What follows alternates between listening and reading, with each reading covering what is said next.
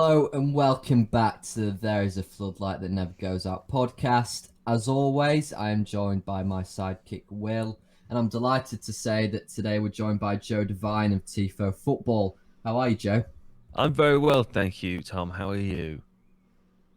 I'm brilliant, apart from the European Super League news, but hey, let's roll with the punches on that one. Kicking off then, was it always sort of your dream slash career goal to get into the football industry? No. Shall I expand? I should expand. Not really. No, I wanted to be a musician. That was always my dream. And I accidentally landed in the job I'm in now. I always liked football as a child. I sort of didn't watch it for a few years as a teenager, and then when I left home and was at university, I worked in a pub, and there was football on all the time. I watched it loads, and became a sort of, well, I guess I had like advanced fan level knowledge. And met lots of people who were into it. Knew a few people who were writing about it for work, and just sort of accidentally fell into this world. Yeah, I mean that was probably going to be my follow up question. I mean, we've spoken to a lot of guests about how getting into the football industry, it's something a lot of people want to do, but it's not really career path often explored. So, how did you fall into it? Well, I got pretty lucky. There was a guy called Alex Netherton who drank in the pub that I worked in, and he was friends with a mutual friend of mine too. And he used to write this blog called Surreal Football about, I don't know, maybe 8 years ago, something like that now, maybe a bit more, which I always thought was really funny. And he was doing paid work as a freelancer for various different newspapers and different online blogs. And this was around the time when websites were first starting to sort of pay journalists and writers and bloggers and whoever to Yeah, write columns. And he sort of showed me the ropes, and taught me how to get work, and even got me a few jobs. I did a couple of shifts on the sports desk at ITV very early on. I mean, literally like two or three right. shifts. I hated it. It was terrifying. Oh god, I was in the. They all work in the same building on in central London somewhere. I can't remember exactly where, but they're in there like ITN. They're in there with Channel 4 and Channel 5 as well, I think. And I'd be sat there as the sports guy, supposed to be updating the website at the weekend whenever goals occurred or whenever a big story happened. And there'd be the producers of the 6 p.m. news, because they're filmed in the same building as well, would be marching around and shouting at each other, and making sure they all had the latest story in this kind of weird bullpen of desks. It was horrifying. So I did it about 3 times and then never went back. But yeah, Alex helped me find my feet really, and then one thing led to another, and I learned how to pitch for work, and just sort of snowballed until now. Yeah. So I mean, talked about how you weren't really into football as a child, really. But what sort of era do you associate your sort of formative years with? Because we often talk on a podcast here about we only know modern football. Yeah, Um, what sort of era do you associate them years with? Was it early Premier League years or was it early 2000s? When was that? there's a gap for me. So like I remember watching lots of football in the late 90s. I very vividly remember Manchester United's treble. So around that period was the kind of my first, I suppose, formative experience of it. And then I just sort of didn't watch it for about 10 years. Until I started working in this pub again. I mean, I kept up with some of the bigger fixtures, I suppose, in the Champions League, and I always watched the World Cup and the European Championships. But I certainly wasn't an avid football watcher. I didn't have Sky Sports or anything, so I wasn't watching regular Premier League games. And then the second sort of formative era, I guess, would have been about maybe 20, something like that. And I remember players like Charles Nzogbia and Gabby Agbonlahor. This would have been around 2010. That was when I was really enjoying football. I played a lot of fantasy football then. Some of my friends were into football as well, and I would sort of spend a lot of time watching it and talking about it. So I would say those two eras really. But my knowledge in between those two eras is not great. My knowledge before the late 90s is not brilliant, and it's okay now, but it's not what it was in 2012. That was a peak year for me. So prior to that, you wouldn't have been considered a legacy fan. No, and I'm probably still not still not a legacy fan now. No, luckily I just work with lots of people who know everything there is to know, so I don't really need to know anything. Yeah. So sort of moving back onto the career path. I mean, for me, my first sort of knowledge of you on YouTube would be through you Max It Football, which obviously then later became Tifo. But when did that channel start? I think about 4 years ago it started, and it started, as you say, as you Max It Football, because there was this app at the time. I worked for a company who had developed this app. Anyway, it was a sort of Premier League predictor game. It was called You Max It, and my job was as the social media person, and so I would do Twitter and Facebook and those sorts of things. And I felt a little bit guilty at the time because it was a full-time job, but there wasn't enough work to do. I mean, there was barely any work to do, basically. So I spent a lot of time trying to make videos and seeing if we could support the app through content releases in video and trying to use YouTube. And it took a while. Like tried a few different types of things, lots of stuff that was a bit funnier and a bit more light-hearted and humorous beforehand, and never really took off. And then I came up with the idea for what Tifo is now, although a much more rudimentary form of it. I guess that probably would have been around 4 years ago. And it just was extremely popular immediately. I think we kind of just found this hole in the market. There were people out there who would be interested in watching this sort of thing. It didn't really exist at the time, and it sort of flew off the shelves, so to speak. So over the course of a couple of years, the company just pivoted its focus so that we worked solely on video, and we got rid of the app. And yeah, that's how we found ourselves in conversation with The Athletic when they launched in the UK in 2019. And a year ago this month, they formally acquired us. So Tifo is still a brand in and of itself, but we're now part of The Athletic as a broader media company.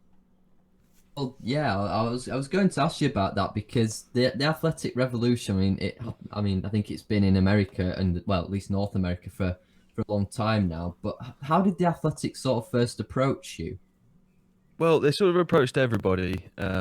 I think anybody who followed this story in the summer of 2019 will be aware that there are lots of conversations with different journalists. I mean, obviously, we were a slightly different conversation at the time, and initially we formed a partnership whereby they paid us to sponsor videos, and we told our audience about their product that was just launching in the UK. But I mean, they approached us as they did many other people, and it was clear through our participation that Tifo was a real asset, and that the sponsorships worked, and that the audience in the audience there was a huge crossover of people who wanted to watch our videos but would also be interested in reading the journalism on the Athletic UK. And so it was the partnership was a very natural one. It just made sense to permanently join forces. And so that's what we did. It's quite funny though, and I got to go to San Francisco, which we did for 2 nights, which was a mistake. Retrospectively, I realize now, because the flight is 11 hours, and we left on a Friday and came back on a Sunday. And I won't ever do that again, because I think I was so jet lagged when I arrived. I basically, even though I was, falling over, I was so tired I couldn't sleep when I got to the hotel. It was daytime. We had this like absurdly early breakfast meeting with one of the founders of The Athletic. Obviously, he's extremely busy, so he kind of fit us in at 6:30 or something like that. Yeah. And I think I had about 3 hours sleep the whole weekend. But it was fun. It was a great time. It sounds like it. Sort of modern YouTube then. How do you see the future for Tifo? Like, your roles change within Tifo over the years. So, firstly, probably should you explain that to the listener? Yeah, I can do. So as I said before, I started as the social media person for the company, and then I came up with the idea for the videos. And over time, I sort of crept up and up and up and up until the point now where I'm the most senior employee that Tifo has. I'm the managing editor now. I work with a number of people, including Alex Stewart, who's been around for a long time, as has Seb Stafford Bloor, who's our content editor. We have a team of 5 illustrators, and there's a few other people there too. So it's kind of it's grown into this much bigger thing than it was initially. Still a small team, but yes, it's the American dream, isn't it? I went from the bottom to the top. Yeah. So in your role, it's obviously working at Tifo and with Under the Athletic, what are sort of some of the best opportunities that you've found yourself in, sort of while working at Tifo? That's a good question. Best opportunities, I suppose, would be, well, I mean, the primary one at the moment is having, unregulated access to some of the world's best football journalists. That's really useful, given that, as I previously discussed, I don't know that much about football. So if I have a question and I can reach out and ask David Ornstein, for example, and he replies to me, that's great. That's a really good opportunity. I don't know. Beyond that, I mean, personally, I would say, aside from the Tifo more broadly, personally, it's really useful for me to understand how businesses work, because prior to this, I'd never worked for a big company before. So I worked in a pub for a long time. I worked for Umaxit for a while too, but we were always a tiny little company, and I don't think I'd ever worked anywhere where there were more than 15 employees. And the Athletic is in comparison is huge. It's not, it doesn't scale in the same way that an enormous multinational corporation does. But there are about 600 full-time employees, and obviously that sort of company works in a very, very different way. I'm working alongside people who definitely deserve to be here for different reasons than I do. Like I came up with a clever idea for videos and have quite a good understanding of how YouTube works, and also I'm quite well placed as a bit of a football layman, so I understand what people would want to see because I want to see it. I can use myself as a sort of parameter for the audience in that way, a barometer, sorry, as an audience. But I work alongside journalists who are extremely experienced and who have been doing this for 20, in some cases 30 years, who know the industry inside out, and who I have a lot to learn from, because prior to working here, I didn't really have any idea how it all worked. So for a personal, professional opportunity, that's been pretty useful. Yeah. Sort of to follow on Will's question, like, it's something that people always want to know, but what people have you met, like, that people would be like, whoa? Because it's something that I'm always interested in, because it's sort of like, when you associate working within football, you associate the glamour and hanging out with Marcus Rashford, and I mean, it's probably a lot more dull than that. It's probably sitting in an office writing. But what glamorous sides of YouTube football is there? I've done 2 glamorous things, and I'll happily tell you about them both. I met Ryan Bertrand, the Southampton left back, formerly of Chelsea, and we had a long conversation along with my colleague Alex about football tactics, and he was lovely and really smart, and that was nice. And I've worked with and met several times Ian Wright, and got invited to his party when he came out of the jungle. So that was cool. Incredible. That is one and I claim to stood. fame. That was pretty cool. I stood very awkwardly in his house around an awful lot of extremely cool people. And there was a room where they had some handlers with a snake and a big spider. And I sort of left quite early because I didn't know how to talk to anyone. But I was there, and that's my claim to fame. That's brilliant. But no, I don't like. I'm not. 1%.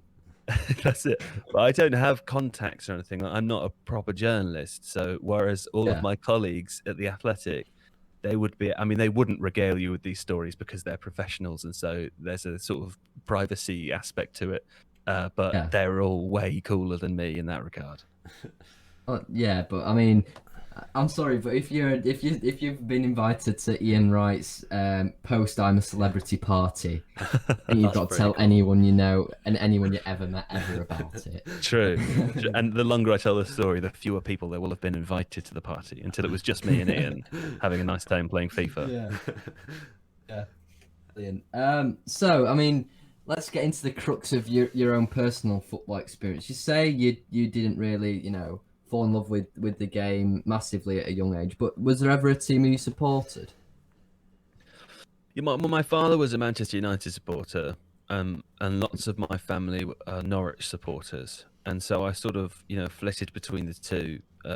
Never really seriously supporting any team.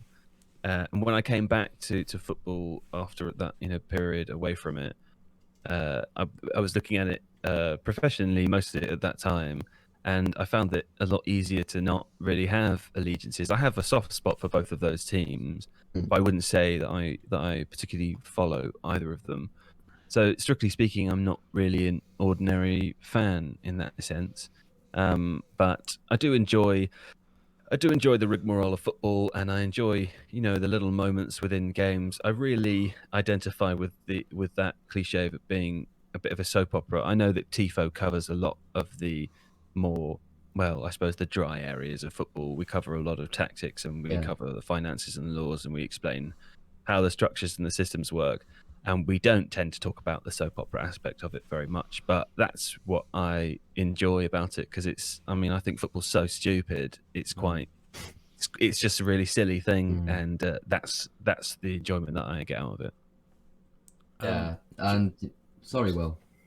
Just let's say, obviously, when you're making a video for Tifo, could you sort of explain what goes into that? Is there kind of, do you discuss it beforehand? Obviously, what you're going to talk about, but is it, do you have a team sort of working on what's going to be said, or is it just you guys who work on it? Sort of, how does it? What goes into making a video for Tifo?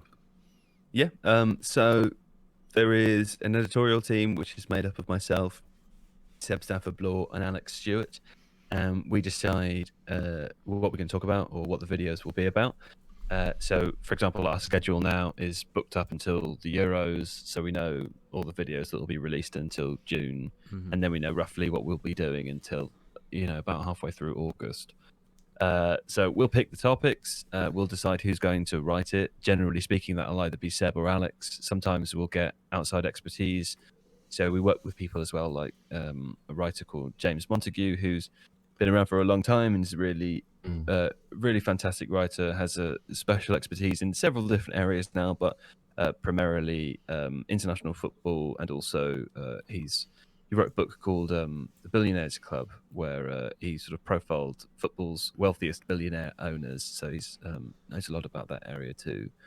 And/or we'll work with one of the journalists at The Athletic, particularly if they're already writing something that we can convert into a video. That makes life a lot easier too. So once it's been decided, it'll go into the calendar, and then the script will be written generally by just one person, sometimes by more than that. At which point it will go to the design team, and again, like, we have a team of 5 illustrators.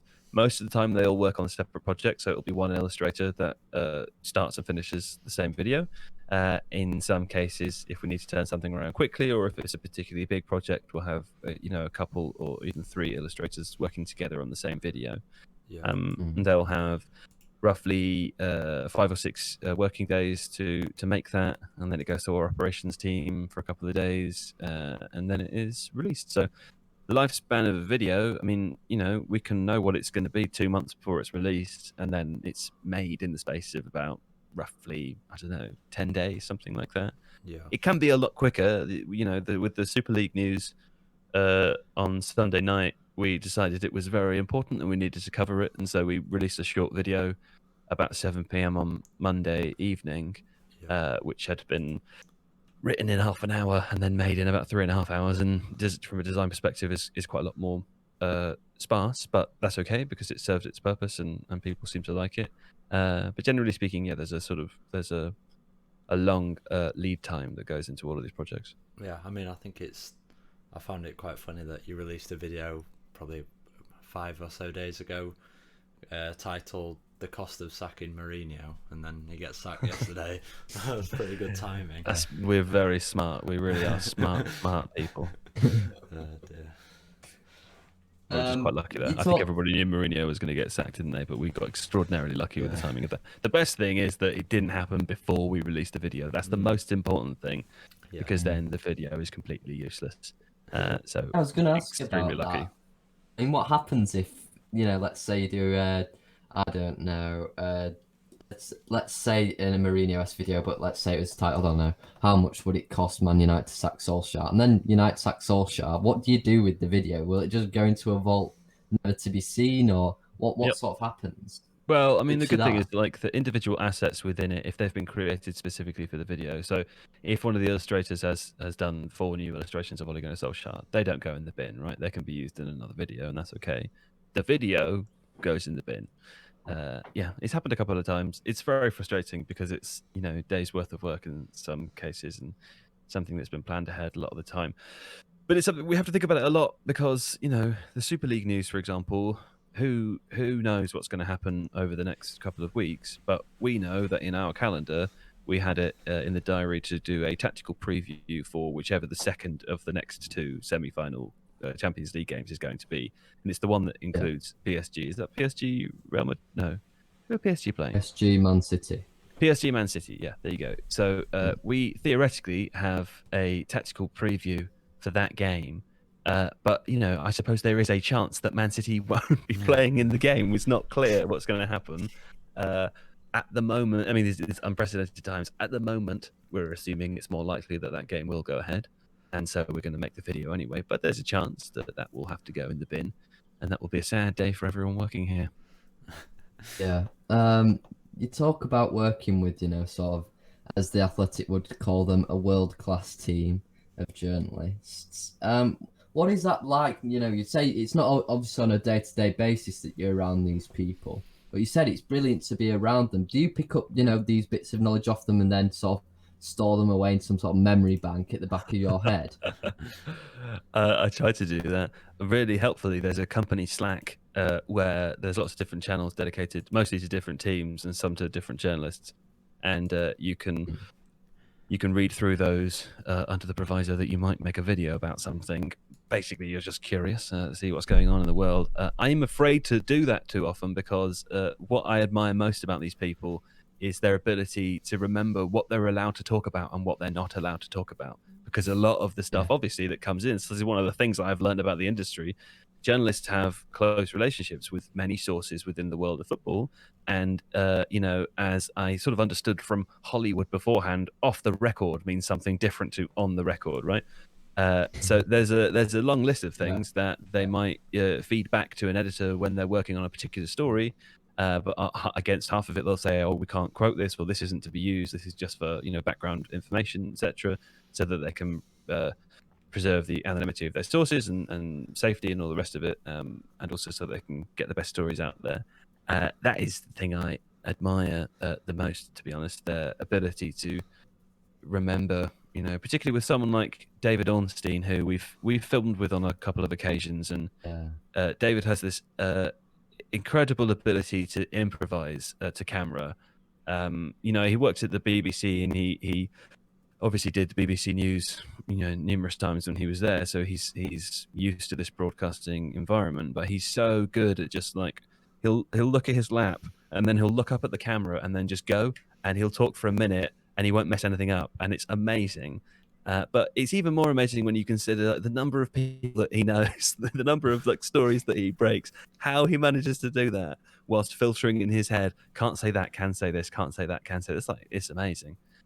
So I don't know. I mean, I haven't worked for another massive media organization, but I do have to say that I believe them to be world class. Yeah, I mean, you talk about David Ornstein there. I mean, guy literally breaks anything that's happening in football. David Ornstein's on it. I remember a time where there's thousands of Arsenal fans who just adored him. Yeah. It's one of the stranger elements of football where now in the modern era of the glamorization of transfers, journalists have sort of become celebrities in their own right. like Fabrizio Romano, etc. Yeah. It's a strange loophole. He's the other You one, isn't mentioned, he? We should get them yeah. to fight in a boxing ring or something. David Ornstein in the blue corner. That would be great. I'm on the undercard of Jake Paul v KSI Ornstein v Romano. Exactly. Oh dear. So we've talked about in little detail, but we've got to ask you about this. We do a football podcast, and we'd be robbing our viewers slash listeners of this if we didn't ask you. What are your thoughts on this European Super League?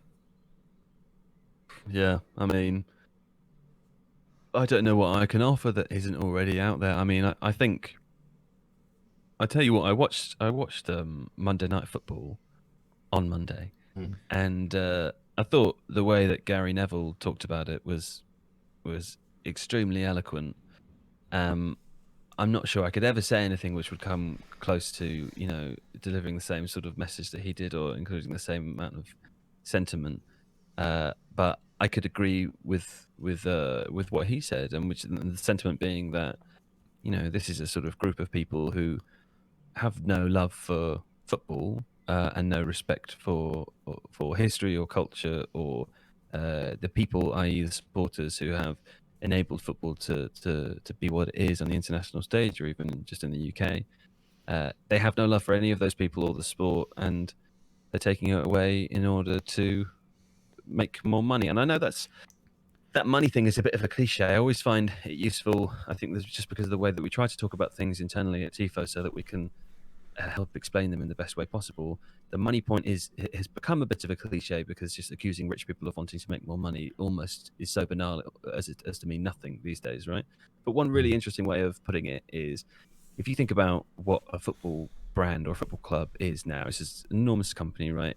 However, they exist in these weird, perilous scenarios, unlike most other companies, at least to the same extent, where every year it is possible for them to be relegated from the league that they're in and therefore earn significantly less money.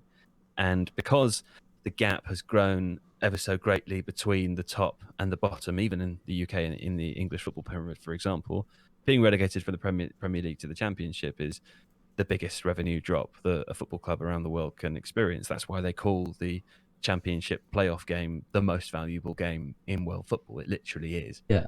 And that means that when you think about how people make money, that has a huge impact, right? But the Glazers are a perfect example. They bought Manchester United in 2005 using a financial tool called a leveraged buyout, which essentially, in layman's terms, means that they didn't spend any of their own money when they did it. They borrowed the money from a bank, and then as soon as they bought the club, they put that debt, or they loaded it onto the club. So theoretically, they could just walk away, right? These are people who are used to making money by spending other people's money. They don't spend their own money.